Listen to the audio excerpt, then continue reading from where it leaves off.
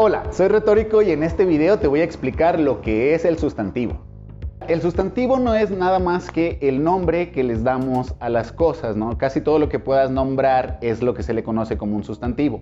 Dentro de los sustantivos existen tipos de sustantivos, como los propios y los impropios. En el caso de los propios, son como en el caso de Iván, o María, o Lagos de Moreno, o Jalisco, o México, o YouTube, que vendrían siendo más como los nombres propios, solo que en algunos libros o en algunos lugares los vas a conocer o los vas a encontrar como sustantivos propios. Incluso en algunos idiomas así los llaman, hablando por ejemplo creo que en el inglés así los llaman, proper nouns. Pero sí quisiera explicar que por ejemplo yo he visto que en muchos lugares donde te explican los sustantivos te dicen lo de sustantivos propios, impropios, pero en realidad cuando yo lo enseño, cuando yo digo los nombres propios, yo los nombres propios no los considero sustantivos, porque regularmente el sustantivo puede ser usado con los artículos. ¿A qué me refiero? Por ejemplo, si hablamos de la ciudad, el país, el hombre, la mujer, si ustedes pueden escuchar, digo el artículo que vendría siendo el o la, ¿no? Las ciudades, los países. Cuando tú lo haces con un nombre propio, no, se supone que no se debe de hacer, vuelvo a lo mismo, pero aquí en México sí lo hacemos, ¿no? Lo hacemos mucho, pero regularmente esto no se... Si tú lo intentas hacer esto en otro idioma, es donde a veces nos equivocamos, ¿no? O sea, por ejemplo, yo no puedo andar diciendo el Iván, la María, ¿no? O sea, no podría estar diciendo el Guadalajara, ¿no? La Guadalajara, ¿sí?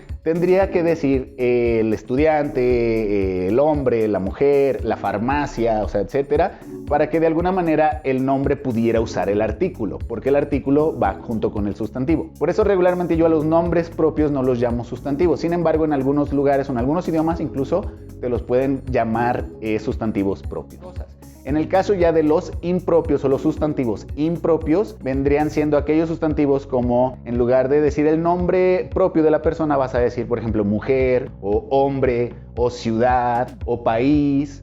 Dentro de los impropios podemos encontrar también tres subcategorías. Entre ellos están los comunes, o sea, por ejemplo, los sustantivos comunes que vendrían siendo como la silla, la mesa, el niño, la niña. Y también están, por ejemplo, esos sustantivos que son como los sustantivos abstractos. Esos sustantivos abstractos regularmente se refieren al nombre de una idea o de un concepto, de algo que regularmente no podemos tocar, que serían más bien como en el caso de la felicidad o la verdad o la mentira, o conceptos que realmente ya no podemos tocar, como la muerte, la vida, ¿no? ¿Cómo se le dice? El tercero, que también es importante que entiendas, son los colectivos. Son como por ejemplo cuando decimos la familia o decimos la pareja o decimos el equipo. Uno a veces cuando está aprendiendo otros idiomas, lo que hace es que cuando conoce lo de la familia, a veces pensamos, la familia son muchos, ¿no? Entonces, pues sí, es un colectivo, es como un sustantivo, es colectivo, pero sigue siendo un sustantivo, sigue siendo la familia, ¿no? Pasa lo mismo con la pareja, sabemos que estamos hablando de dos personas, pero es la pareja. Precisamente por eso se les llama sustantivos colectivos y son importantes porque a lo mejor en español se oye muy lógico decir que la familia es y no la familia son. Pero a veces sí me he encontrado con estudiantes que al hacerlo en otro idioma, no importa si es inglés o francés, a veces tienden a tener ese problema de que cuando dicen la familia, como son muchos, ellos tienden a decir son, cuando el concepto o el sustantivo viene siendo singular.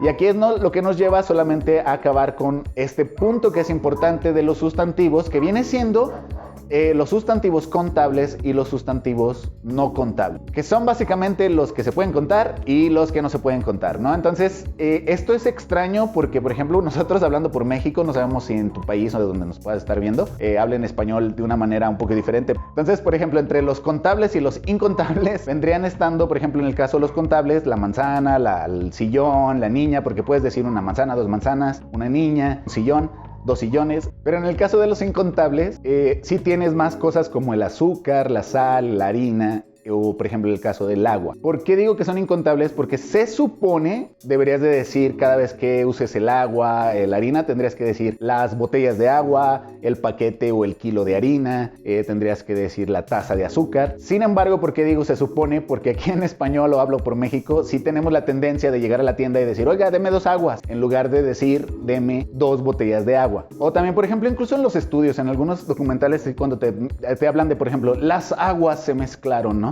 Entonces, están hablando de 2 tipos de agua. O sea, se supone que deberías decir 2 tipos de agua, 2 paquetes, 2 botellas, que son las cosas incontables, ¿no? Incluso, por ejemplo, el azúcar o la sal, tendrías que decir granos de azúcar, incluso si los tendrías que contar, ¿no? Kilos, gramos, etcétera. A veces lo que Cínica me dice que es realmente no es como correcto o incorrecto, solamente es como formal o informal, ¿no? Entonces ya les haremos un video a las diferencias de el lenguaje formal o el lenguaje informal y cómo eso influye a la hora de que tú estás aprendiendo un segundo o tercer idioma.